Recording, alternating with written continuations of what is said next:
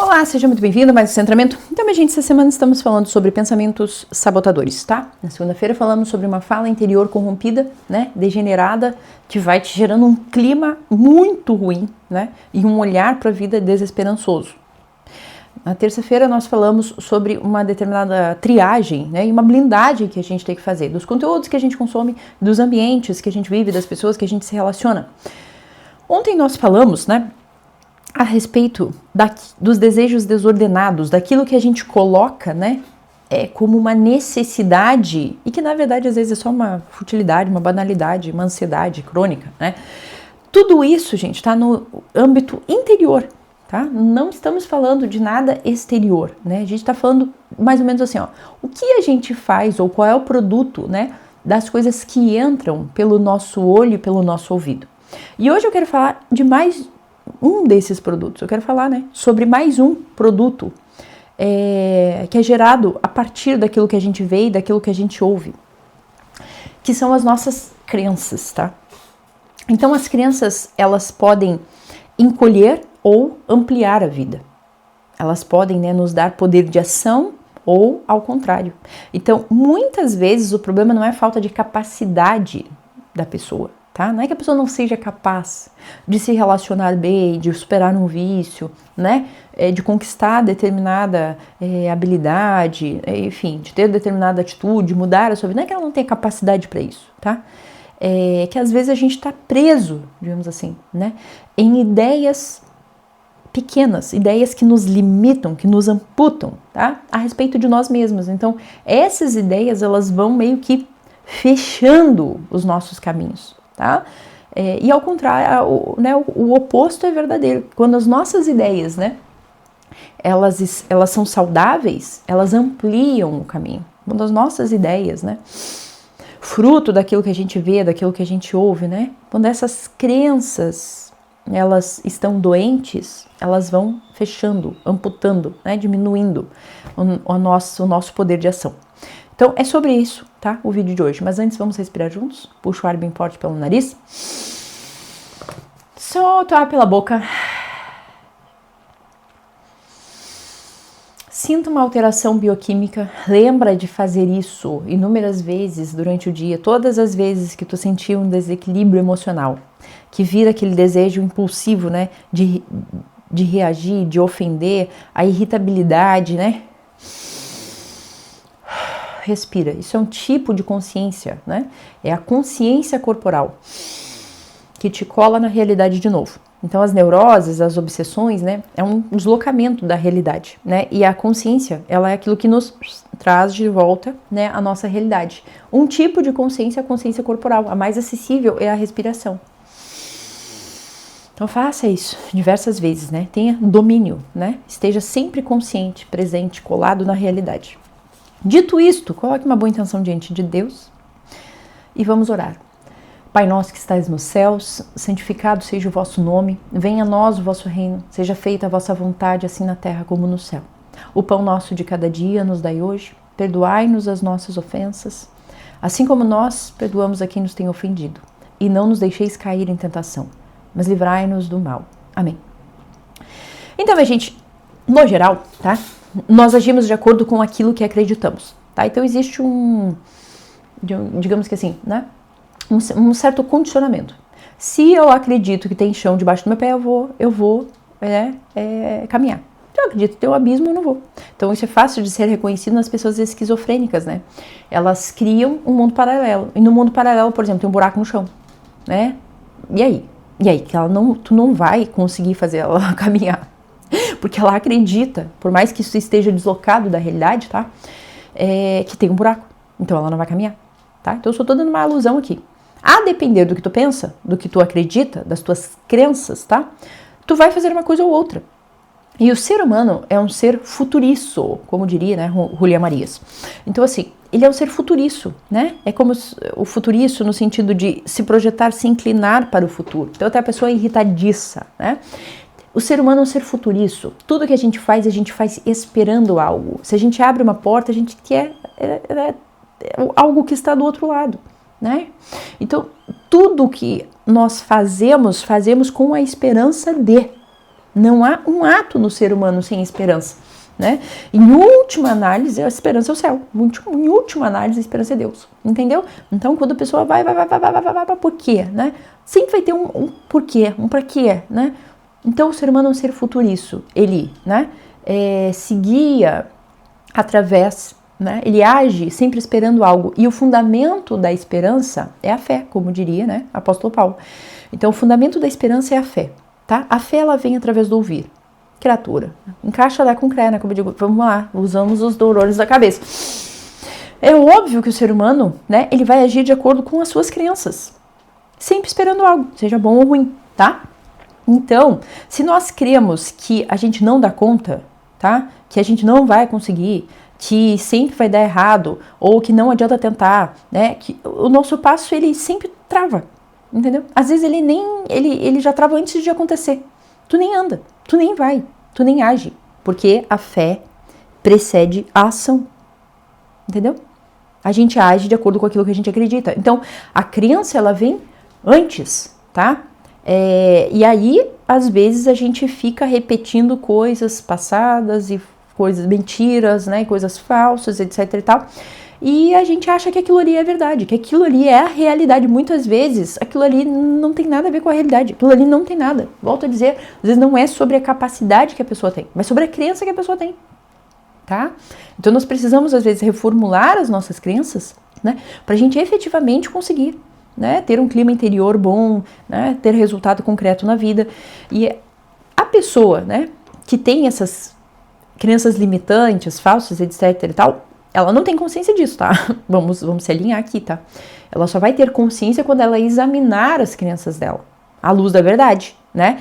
Então, a pessoa fica chamando isso de realidade. Não, mas eu sou realista, né? A gente acaba vivendo dentro de um limite, tá? Que não foi dado pela realidade, mas pela interpretação que a gente fez dela, entendeu? Então, uma coisa é a realidade.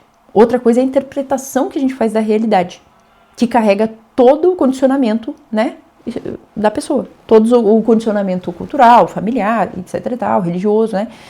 Então, nós somos pessoas condicionadas. Aí a gente vai mudando esses condicionamentos, é óbvio, né. Então, a gente tem uma determinada carga, né, que vem com a gente, crenças que nós já herdamos do nosso, né, da nossa vida, da nossa experiência passada. Mas é óbvio que a gente tem a capacidade, né, e o dever de reformular isso tudo. Então, pense comigo.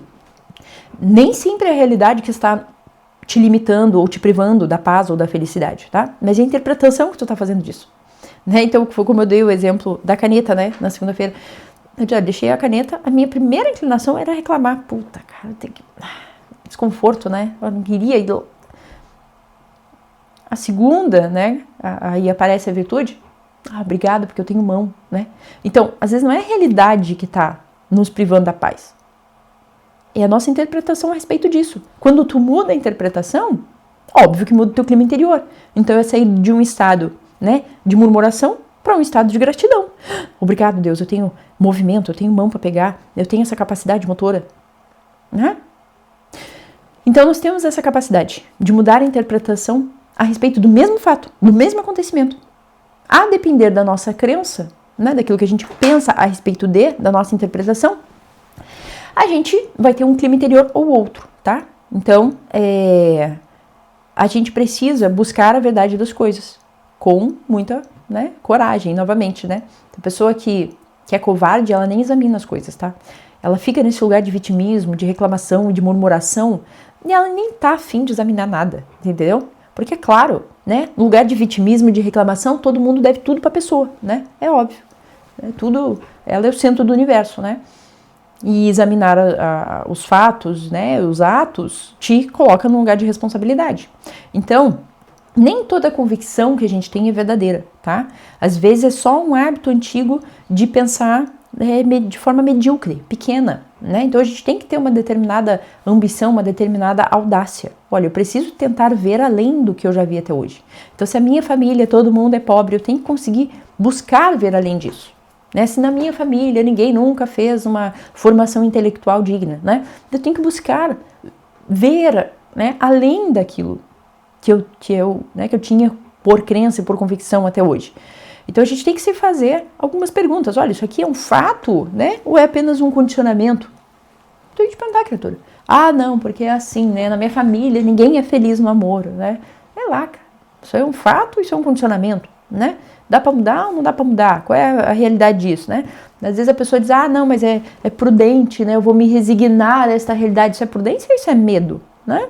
Isso é apego exagerado às coisas.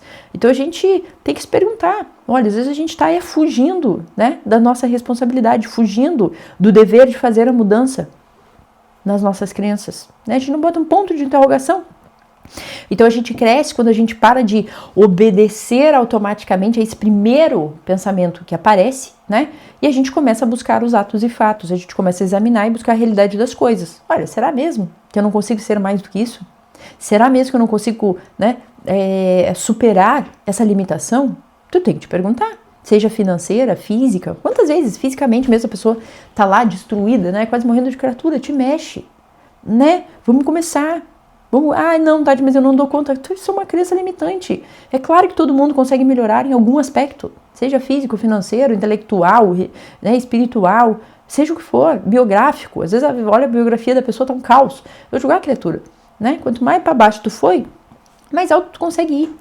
Então, Tati, eu não sou exemplo para ninguém. Criatura, se tu começar a partir de agora a mudar a tua conduta, tu faz exemplo para muita gente, entendeu?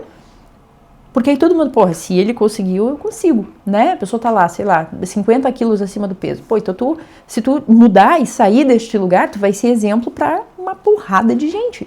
Então, não importa o buraco que a gente se meteu. A gente sempre tem condição de sair de lá e ainda dar o exemplo sobre isso, entendeu? E às vezes isso propriamente é a nossa vocação, né? Olha, se tu não conseguiu, né? Se tu teve esse problema na tua vida aqui, agora tu vai conseguir ajudar um monte de gente. Se tu superar esse problema, tu vai conseguir ajudar um monte de gente. Esses dias eu estava falando sobre isso com uma cliente minha, que ela encontrou o amor da vida dela, né? E aí eu disse assim, olha, agora tu tem o dever moral de falar sobre isso, né, para as pessoas que estão vivendo numa desesperança. Porque a maioria das pessoas não acredita que é possível ter um relacionamento saudável, duradouro, né? Porque nunca experimentou, porque nunca nem conheceu alguém que tivesse. Todos os relacionamentos são dilacerados, são pessoas imaturas, irresponsáveis, né, ofensivas, agressivas. Então, assim, a pessoa que encontra o amor, né, genuíno, né, um amor que realmente uma completude, uma compatibilidade, ela tem o dever de olhar para os outros e dizer, cara, é possível, eu também não acreditava, mas agora eu estou vivendo. Então não importa o buraco que tu esteja, tá? O importante a gente precisa efetivamente não ficar preso a esses condicionamentos, a essas crenças limitantes. Então quando a gente vê, né,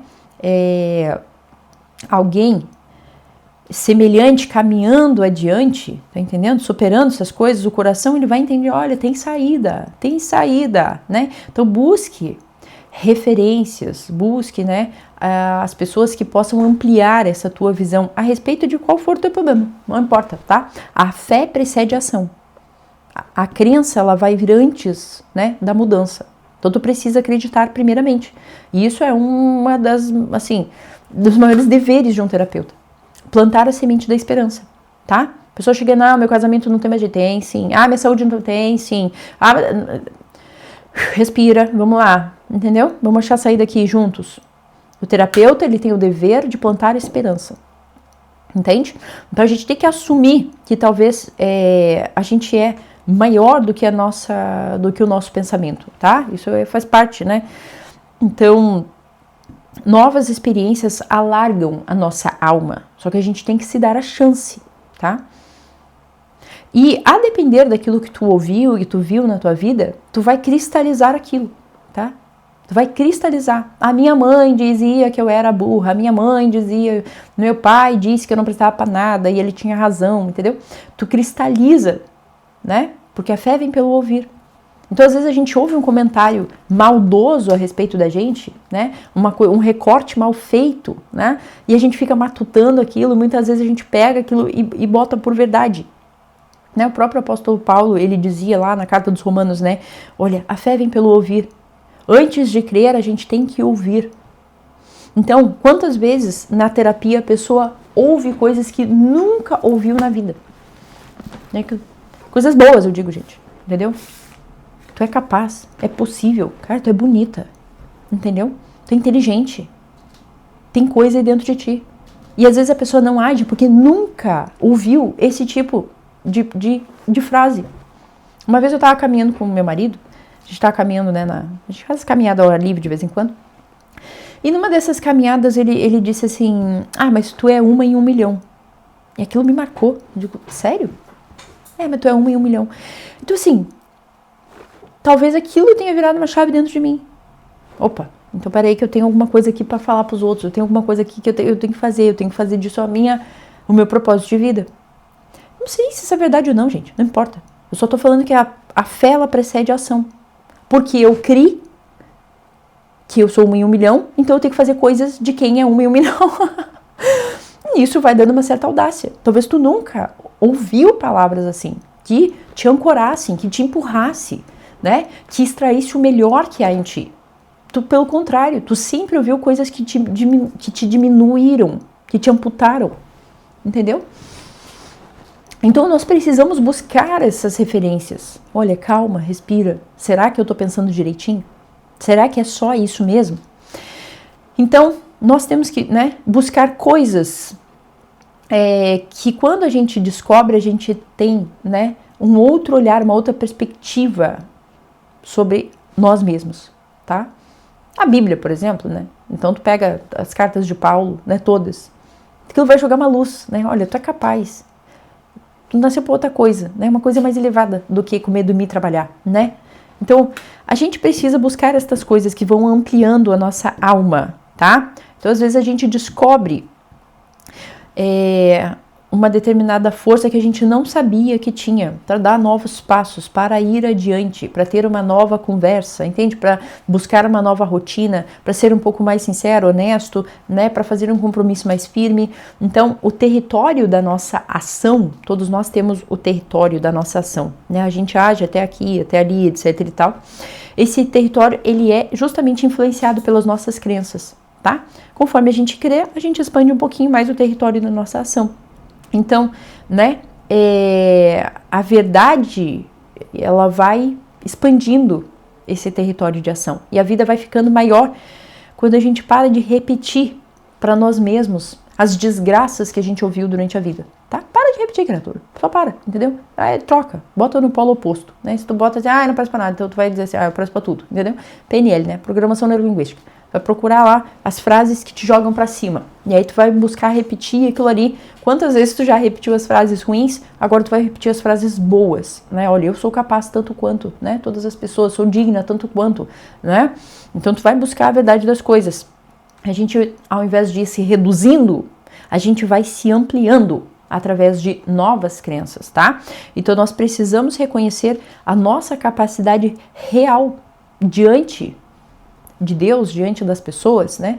Diante do nosso dever, do nosso trabalho, a gente tem que reconhecer a nossa capacidade real, a capacidade real da nossa história, né? De fazer o bem efetivamente, aquele bem que ainda pode ser feito, tá? Claro que todos nós temos as nossas limitações. Então, sei lá, eu sou uma mulher de 37 anos, né? Tenho as minhas limitações, né? Numa circunstância absolutamente concreta, né, e limitante. Dentro disso, eu ainda posso expandir muito, tá? Muito. Então, a pergunta de exame de consciência que eu quero deixar é o seguinte: tu tem tratado como verdade aquilo talvez que foi só uma desgraça que tu ouviu, que tu passou, que tu experimentou, né? Tente fazer o filtro das tuas crenças e perceba o quanto que isso tá te incapacitando e o quanto que tu pode reformular, né, essas coisas com novas crenças, né, com frases melhores, superiores, inclusive, né, opostas a tudo aquilo que tu vem te dizendo a vida inteira, tá bom? Amanhã eu te espero aqui para mais centramento. Um beijo no teu coração.